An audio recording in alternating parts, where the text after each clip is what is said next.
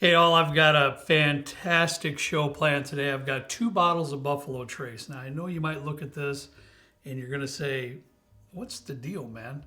2 bottles of Buffalo Trace? We're going to compare 2 ordinary bottles of Buffalo Trace. But Trent, Buffalo Trace is good.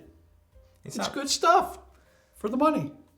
I might not have said good things about Buffalo Trace in the past. It's good. Honestly, though, for what, like 20, 24, 25 bucks? It's really not bad. Yeah. I will say, I think it's a little bit thin, but again, it's 90 proof. It's a budget type bottle. It's a really entry level offering from Buffalo Trace. Not something that I would recommend to like really, well, even seasoned drinker. I still recommend this to seasoned. I don't even listen to what I'm saying. But I think what you're trying to say, and it's a good point, it is a fantastic bottle to pour for somebody that's a newbie, somebody that's really never even had a sip of a bourbon neat. This is a great bottle to pour for them to start with. It's got some sweet tones to it. It's not too proofy. Well, even me, like I will drink this every so often. I'm not pulling it off the shelf every night or even once a week for that matter. Maybe like once or twice a month I'll kind of dive back in. And I've had some really good store picks of regular Buffalo Trace too. One actually we did. I forgot we did one. But yeah, it's a good bottle. But I don't think this one is quite like this one. Yeah, I got a special treat, and I didn't even know this existed. I really had no clue. You know me, Trent, I'm not the most educated when it comes to reading up on history and, you know, the ongoings of the current distilleries and things like that. I like to taste them and let you know if I like them or if I don't. I'm not the most up to speed on history either, really, or international releases outside of Blanton's, only because Kent's big into the different Blanton's types. But this is a little bit different. Yeah.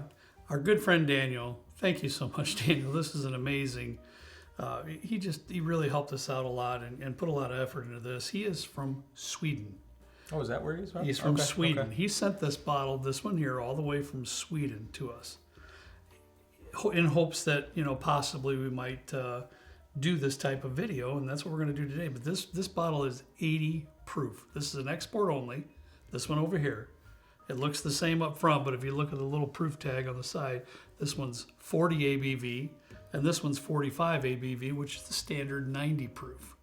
So this one's 80 proof, this one's 90 proof, and I want to try them, Trent. And I want to, I want to get them and get into it and see if, you know, how much difference there really is in an 80 proof and a 90 proof Buffalo Trace. Well, it's interesting because there's like, I know for a fact that when you buy something overseas, they have to do, there's like a ton of hoops they have to jump through to get it imported. And it says it's obtained from a private collection. And this was verified by Connoisseur Wines USA, Port Washington, New York. Do you know what the price is on that? I don't. I'd have to look back his messages. I'm sorry. I'd have to look back and see. Well, I mean, I guess it doesn't really matter a whole lot since you can't really get it in the U.S. anyways. Yeah. I don't know why they do that. Just come out with the same stuff. Right. You'll get more yield per barrel if you bump it down to 80 proof. Right. And I know that Sazerac and these liquor companies have a ton of data, so they're probably like, you know, the market probably isn't really all that ripe for an 80 proof Buffalo Trace, but I'm excited to kind of see. The color looks a little bit different. Yeah. This looks like maybe chill filter. Well, when it's like a little more cloudy, is that non-chill filtered? Non-chill filtered, yeah. This looks a little bit more cloudy. So I'd be curious to see what the little deal is there. Yeah, we'll have to find that out too as well. No, I screwed this up, I think, already. What side is what? No. The clear glass is going to be your 80 proof. Okay. Your glasses are sitting just how they're sitting on the bar top. Okay. Right? How? I'm going to start with the 80 proof. Okay. I'm going to work my way up. That's what I'm going to do. You can start the other way if you like. You know, I know you kind of walk to the beat of your own drum once in a while. Most of the time. Yeah. I can't do that. I can't go back and forth on the nosings like that. You can't? No. Why not? Because I'm going to do the same thing. I got to concentrate on it. You know, I would tell you about my bad schnoz, but your mom would get upset when she watches the video. She's not down here right now, so she can't say nothing. She's got to pour the blind later, but... Yeah, she does. I mean, honestly, it smells great. Way confectionery type. Honestly, it smells pretty much exactly like this, but... Nice and sweet, really. This has more of a barrely note. Does it? On it. I'm going to get to that in a minute, but this one is just super sweet. That's the best way I can say it for the aromas. It's just super sweet. I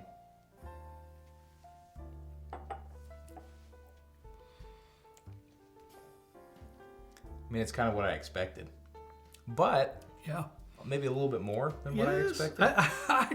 I don't know. I'd have to really think hard about it, but right now, nothing has come to my mind that I have set before, even on our budget shows, that's 80 proof. That's better than that. What'd you do? I just kerplunked right into my face. I think it's great for 80 proof. I really do. I don't really know even how to like talk about this. Mm-hmm. Because I know that there is a market for stuff like this, and it's cool for people that don't necessarily like to venture much into proofs. Like maybe there's some folks that don't even like to get into 90, or they can't handle the 90, and that's fine. This would be a great option. So again, just make it in the U.S. But yeah, it's nice. It really just tastes like kind of drinking water at the end. Yeah. No. I'm going to disagree with What? that. No. Yeah. No. I said yeah at the beginning, just out of shooting from the hip, automatic response. But I disagree. I think, honestly, I feel that this is one of the best 80 proof bourbons that I've ever had. I'm thinking in my head, even the 80 proof Wild Turkey, no. Four Roses, no. No. I feel like then we should put this in a blind.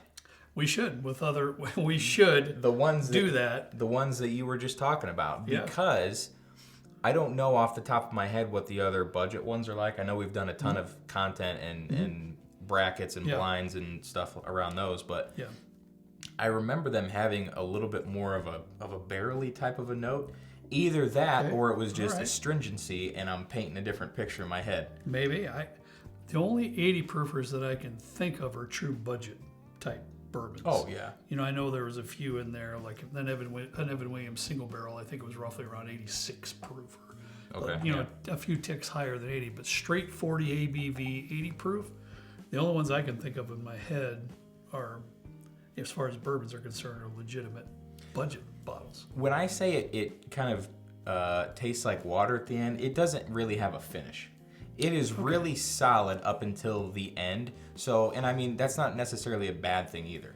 It's just an observation. So if you're looking for something where when you take a sip of it and you're done, you're like, ooh, yeah, that is leaving, that is making a lasting impression. All right. I don't really get a whole lot of that. I get something, but it really just reminds me of when I drink water. I can follow that line of thinking. There really isn't much to the finish there at all. And you wouldn't expect that with something that's 80 proof. When you said it sips like water, I kind of relate it to as flavorless. Oh, okay, yeah. I should clarify which that. I would not agree with at all. But there is little to no finish. Yeah. So it's almost like, would you rather have little to no finish at the end, or as a budget have more of a tannicky, bittery type of a finish? We should do a blind.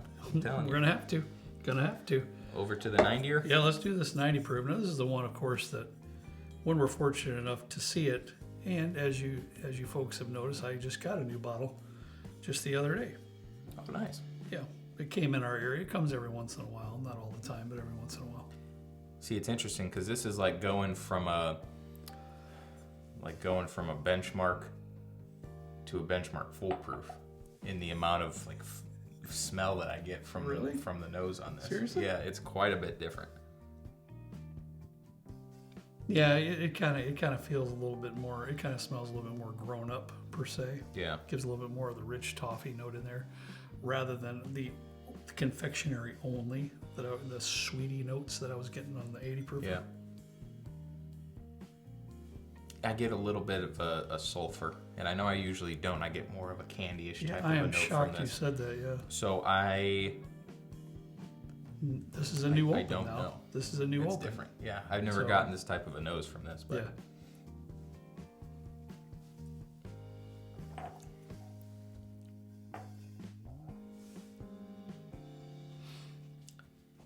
Okay, that didn't go quite as I thought it would. Here, try this.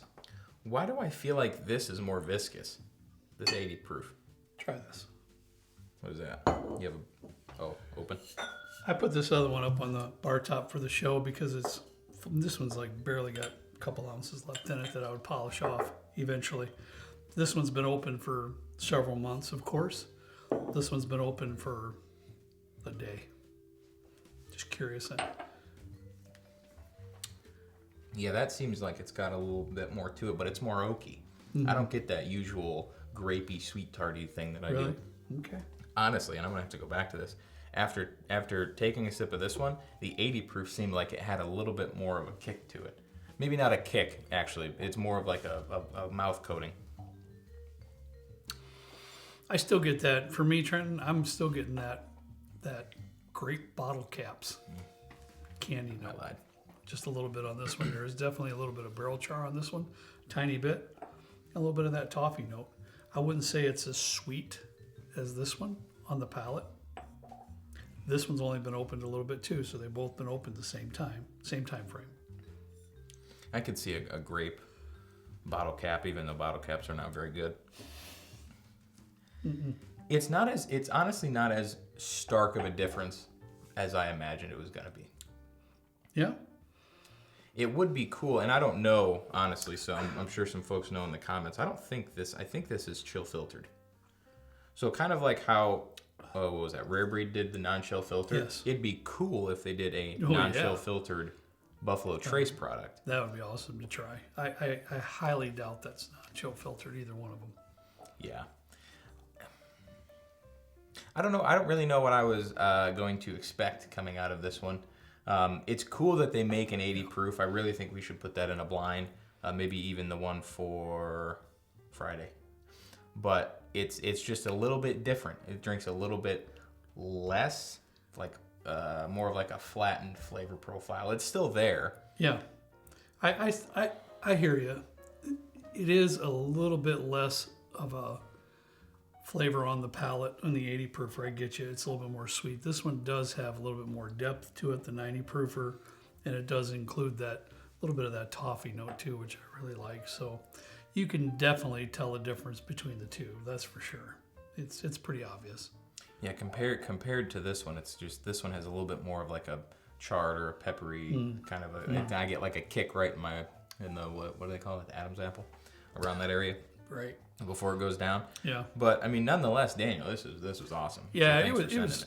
Thanks, man, because this is great to even compare this. I don't even know if it's ever been done, simply because I have no idea what countries this bottle is exported to. Of course, we know that it's in Sweden, and that's all I know. Yeah. I have no idea where else it might be, but I think this is a fabulous bottle that I'll keep on the shelf for those that may come down here that's really never had a neat pour of bourbon. Oh yeah. Honestly. Yeah. This would be the bottle. That would be the bottle. I will say it's pretty good for an 80 proofer. So. Yeah. All right. Well, that's all I have for today. I hope you enjoyed that comparison. That was pretty fun, I have to admit. As always, we ask you to please drink responsibly. We'll see you next time, right down here with Trent and me in the good old basement bourbon bar. See you later.